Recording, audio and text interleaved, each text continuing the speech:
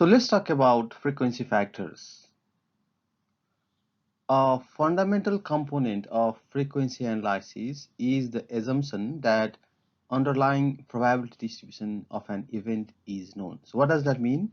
So for example, we have a rainfall data of last 30 years. We fit that into particular theoretical distribution. That means now we know on which distribution our data fits, or we assume that our data follows a particular distribution. Once we know that, we can calculate the frequency of a certain value.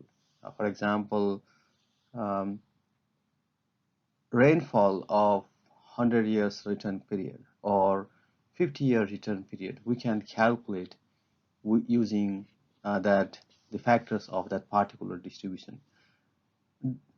The calculation is quite simple. Xt is the realization of x with the return period of t, which means if the return period of a rainfall is 100 years, what is the rainfall depth? That's what we're trying to find out. Or similarly for stream flow or any other variable. So return period is what we already know. So we want to find out if for 50 years or 100 years or 1,000 years, right? So we decide that one, and once we know the distribution of our particular data, then we can calculate what is the value of 100-year return period flood or 50 years return period of flood, right? So this is xt, and for that we just need mu and standard deviation. Okay, now how we calculate this for normal distribution is the same. So xt equals to mu x plus kt times sigma x, and this kt or the frequency factor depends on the normal distribution. So normal distribution table will provide us this factor.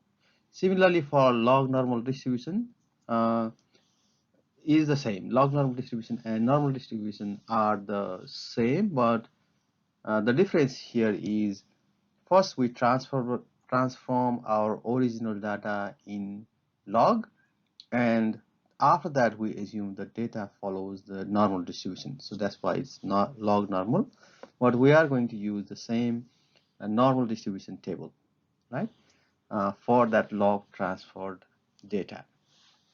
So here what we do, we calculate the mean and standard deviation of the log transfer data, use the normal distribution table to calculate the frequency factor, and then we calculate the yt realization, right? What is the value of yt, and then we convert that y2 back to the original data xt, right? So inverse of log is e yt. And for invertible distributions, the distributions which can be inverted, we don't need to use the frequency factors. We can calculate the x value directly from the frequency equation. Now this is an example.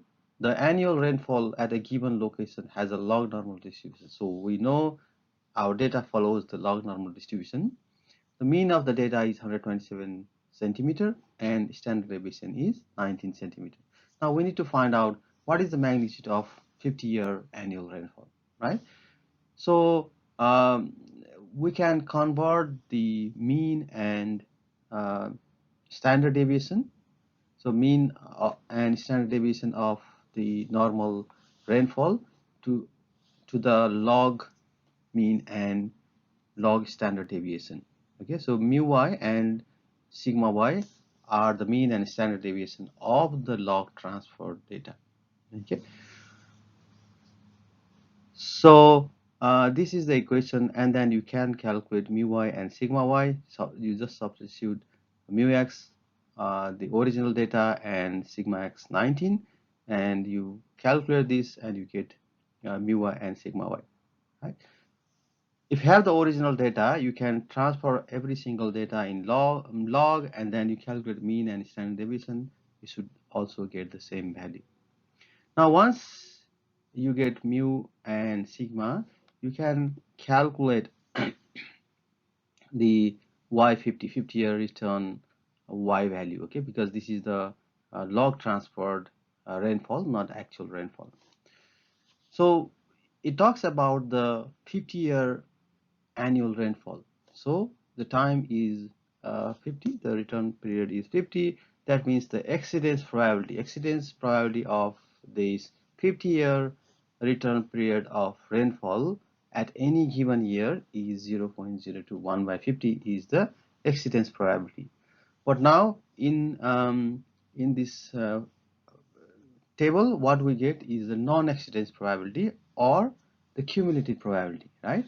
So what we do, 1 minus PE is 0.98. So that is non-exceedance probability. So we have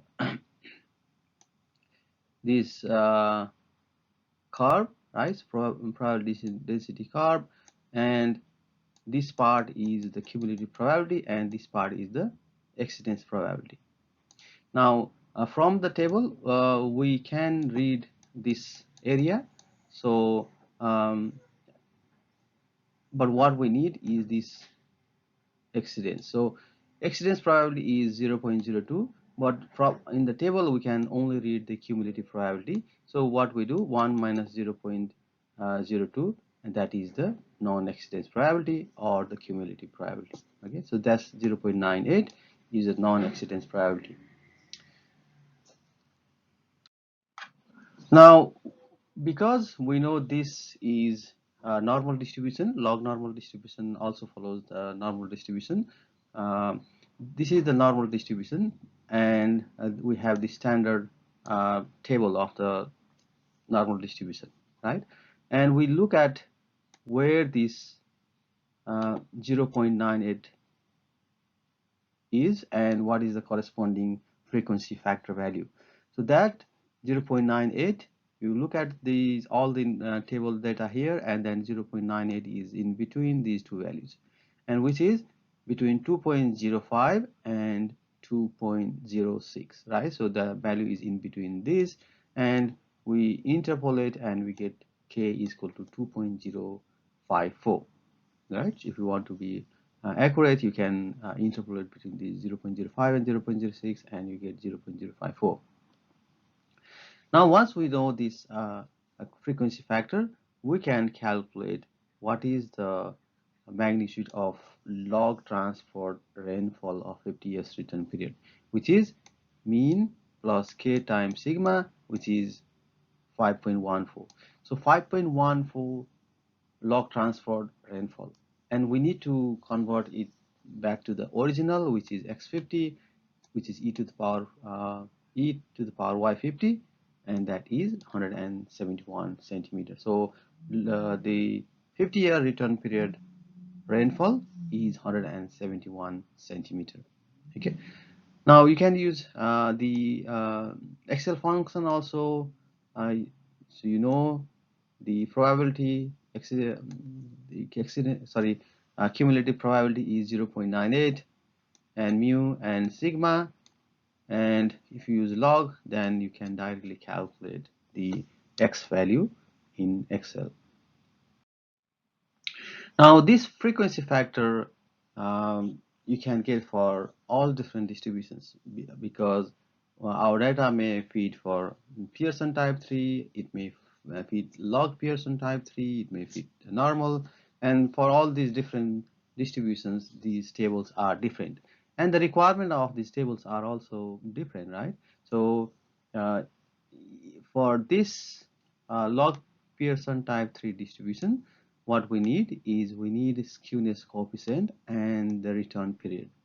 Okay, so if the return period is 100 years and the skewness coefficient of our data is 2.8, then the frequency factor becomes 3.973. The calculation part is the same, the equation is the same, xt equals to mu plus k times sigma, but the k value should be read from the table, and for different distribution the values are different, the tables are different.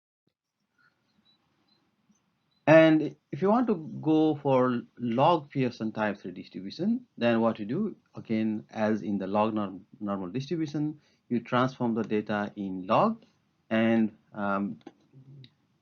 you calculate the mu and sigma of the log value and read the k, and finally return the value back to the normal, as is very similar of what we did in the previous example. Okay, but here also we first transfer the data in. This is extreme value type 1 distribution. You can see the equation, overall equation is the same. Again, this kt value would be different, and it depends on the sample size. Okay, so for different distributions the requirements are different, and for here the requirement is sample size. If the sample size is 15 or 100, the values will be different, and these are the return period. So if you have 15-year sample size and return period of 100 years, then frequency factor is 4.005. But if you have the sample size of 100 and you want the 100-year return period, then 3.3. It's because basically if you have small number of samples, then it is likely the uh, the extrapolated value will be the more than the actual value you can see, right? So more data means the frequency factor will be smaller for the same return period.